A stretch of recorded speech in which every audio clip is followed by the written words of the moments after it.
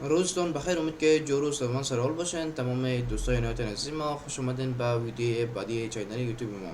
تمام جزئیات ویدیو راجع به یک جمله است که آیا روی زینوس سرمایه گذاری کنیم یا خیر.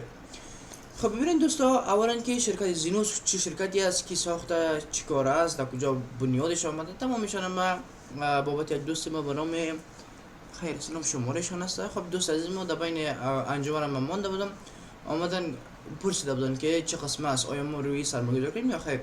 ببینید اولا که ما شما میگم شرکت زینوس یک شرکت هرمی است. شرکت های هرمی چی است؟ مثلا هرم این تو شکل مثلث وارد میشه، البته یک بودش میشه مثلث بریم.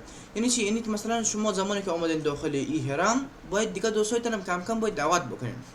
همین تو مثلا مثل شرکت های یونیک فایننس، مثلا شاپی بسیار زیاد بود، مثلا خیلی از سایت های ترون بود بسیار زیاد بود که زیر مجموعه گیری میشد، یا مثلا خیلی هاشون هم پولای خوبم داد برای مردم، خیلی دیگه شون مثلا تو که این پول انداخت گم شد.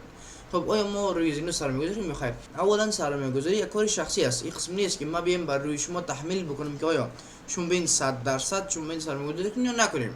ما کمی معلومات گرفتیم.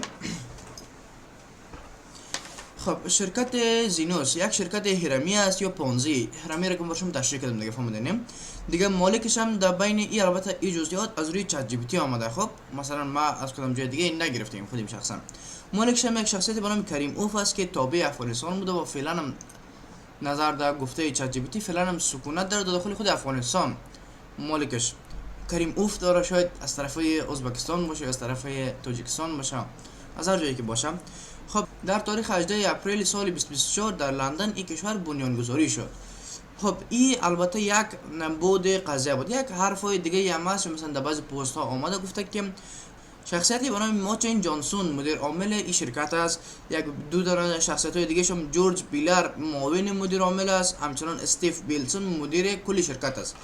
خب یک سوال دیگه، چرا اینا قدر بزرگ هستن؟ ببینین خب این شرکت ها نیاز به تبلیغات فوق العاده بالا دارن، نیاز به فقط کارشون روی تبلیغات میگرده. چرا اونا مثلا یک ماه هم میشه مد نظر میگیرن؟ این البته مسئله است، خیلی هاشون بودن ما تا چشم خودمون دیدیم تا 3 ماه هم دوام کردن.